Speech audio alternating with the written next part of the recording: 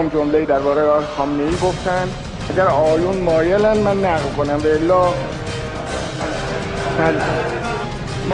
The film shows how Rafsanjani guided their choice. بله ما با امام مباحثه داشتیم. فردم ما گفتیم ما فردی رو نداریم الان که مطرح بکنیم تو جامعه، چون ما فردمون در مرجعیت بود و با همون مسائل بود. اما فرمودن چرا نداریم آقای خامنه‌ای.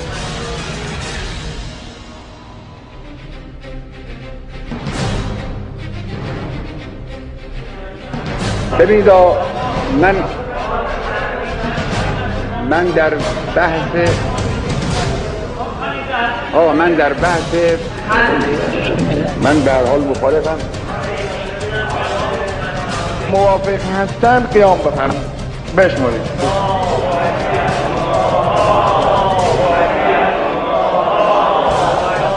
رازهای زندگی خامنه‌ای به روایت محسن مخملباف.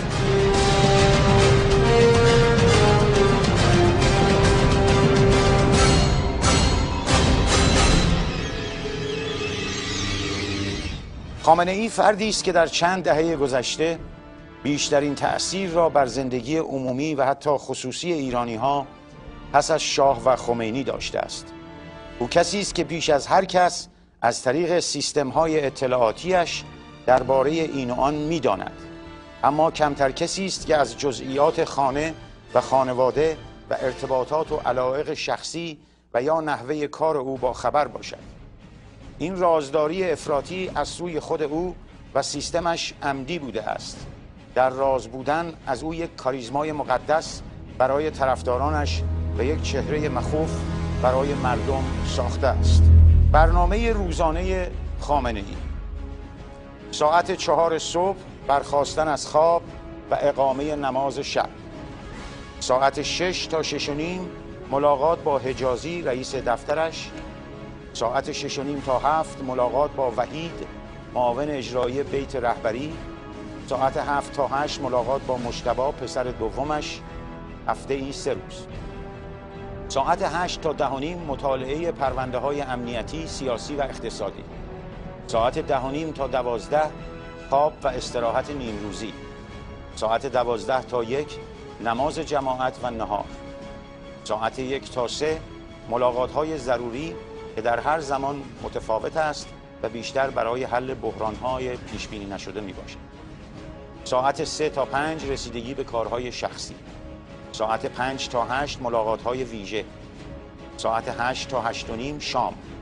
ساعت 8:30 تا 9 گوش کردن به شنودها. ساعت 9 شب رفتن به رخت خواب. برنامه هفتگی خامنه‌ای: یک شنبه ها بعد از ظهر ملاقات با فرماندهان ارتش. یک شنبه ها بعد از ظهر ملاقات با فرماندهان سپاه. همچنین دوشنبه شام ملاقات با رئیس جمهوری. سه‌شنبه صبح ملاقات با مسئولین کارهای اقتصادی خودش. سه‌شنبه شام ملاقات با هاشمی رفسنجانی. چهارشنبه بعد از ظهر ملاقات با اعضای شورای نگهبان. چهارشنبه شب با جنتی شام میخوره. برنامه ماهانه: 1 ملاقات با رئیس جمهور. 2 ملاقات با رئیس مجلس. 3 ملاقات با مشاورین مذهبی، کسانی که از قم می آیند مثل مقتدایی و یزدی. 4 ملاقات با مشاورین دیگر. علایق شخصی خامنه‌ای: غذا. به توصیه پزشکان خاویار و ماهی قزل‌آلای خال قرمز رودخانه لار به وی توصیه شده است، اما رفته رفته این دو غذا جزء علایق شخصی ایشان شد.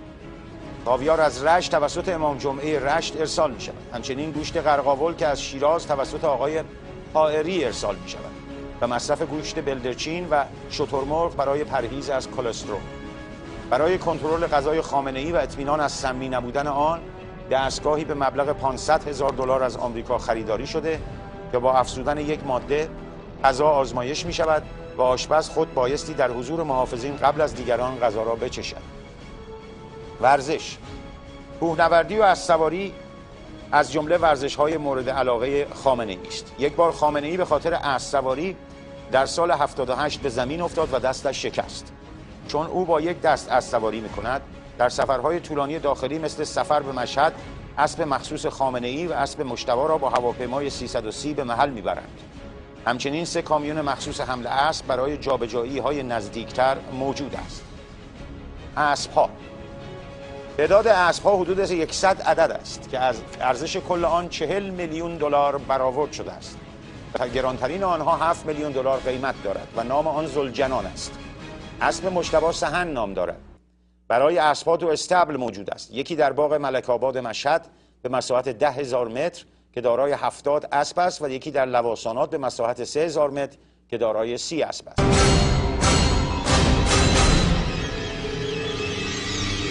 گده. خامنه‌ای گاهی با راشد یزدی، آخوندی که جوک‌های رکیک میگوید، گده می‌کند. این کار برای خامنه‌ای اسباب خنده می‌شود، کاری که کریم شیره‌ای برای ناصرالدین شاه انجام می‌داد. و هم از طریق شنیدن جوک‌های رکیک که نوعی تخلیه روانی جامعه است، نبض جامعه را می‌گیرد. در این گده‌ها محمدی گلپایگانی و وحید حقانیان هم حضور می‌یابند. گاهی جنتی را هم دعوت می‌کنند که معمولاً جنتی توسط راشد دست انداخته می‌شود. مجتبی از گده‌های خامنه‌ای متنفر است، چرا که خودش در آنجاها نفوذ ندارد و در غیاب او راشد یزدی می‌تواند توصیه‌های اقتصادی سیاسیش را مطرح کند و از خامنه‌ای برای این و آن امتیاز بگیرد. مطالعه. غیر از مطالعه پرونده‌ها و مطبوعات، خامنه‌ای کمتر وقت برای مطالعه کتاب دارد. او از زمان ریاست جمهوریش بارها به این و آن گفته است که بدی پست ریاست جمهوری این است که فرصت مطالعه را از شخص مسئول می‌گیرد. اما هر از چندگاهی به مطالعه کتاب‌هایی که درباره رؤسای جمهور و رهبران دنیا منتشر می‌شود می‌پردازد. بیش از همه به زندگی دوران قاجار علاقه دارد و به ویژه به ناصرالدین شاه. تمام کتاب‌هایی را که در مورد او منتشر شده خوانده است. همینطور تمام کتاب‌هایی را که در مورد شاه و خاندان او منتشر شده. کلکسیون پیپ. خامنه‌ای ابتدا سیگاری بود. در همان اوایل ریاست جمهوری به دلیل پرستیژ مورد نیاز یک رئیس جمهور سیگار را ترک کرد. او نمیخواست عکس او در حال سیگار کشیدن منتشر شود. در آن زمان که هنوز با موسوی نخست وزیر نزدیکتر بود، 2 نفری تصمیم به ترک سیگار گرفتند و پس از آن هیچگاه هیچ کدام لب به سیگار نزدند. اما پیپ را از همان زمان حفظ کرده است و یک بار عکس او را در حالی که پیپی به لب داشت منتشر کردند. برای او توتون خاص پیپ تهیه می شود و در کلکسیون پیپ او تاکنون 200 پیپ جمع‌آوری شده است. تمام شایعات مربوط به کشیدن تریاک در مورد او دروغ است. ارزش پیپ‌های او حدود 2 میلیون دلار برآورد شده است. اکثر پیپ‌ها برایش تحفه آورده شده. گرانترین پیپ 250,000 دلار قیمت دارد که مربوط به 300 سال پیش است. دسته این پیپ طلاکوب و جواهر نشان است. بعضی از پیپ‌ها توسط رؤسای جمهور و رهبران جهان به او هدیه داده شده است و در جعبه پیپ نام اهدا کننده مشخص است. کلکسیون انگشتر.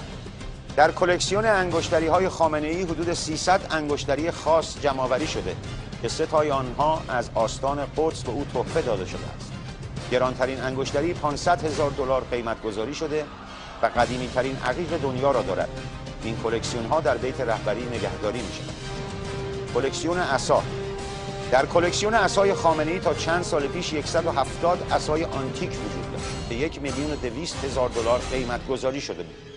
گرانترین عصا 200,000 دلار قیمت دارد که متعلق به 170 سال پیش است و جواهر نشان می‌دهد.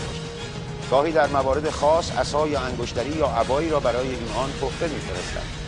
پیش از انتخابات اخیر یعنی سال 1388 که میرحسین موسوی کاندیدا بود، به دیدار پدر موسوی رفت و عصایی را به وی هدیه داد. عده‌ای آن را مبنی بر موافقت خامنه‌ای با کاندیدا شدن پسر او قلمداد کردند. در اوایل رهبری و پس از مرگ خمینی عبایی را برای آقای طاهری امام جمعه وقت اصفهان فرستاد، زیرا از طاهری نقل شده بود که خمینی در هنگام تماشای خامنه‌ای از تلویزیون در سفر هند گفته بود خامنه‌ای به درد رهبری می‌خورد و همین نقل قول خبرگان را راضی کرد تا به خامنه‌ای رأی بدهند.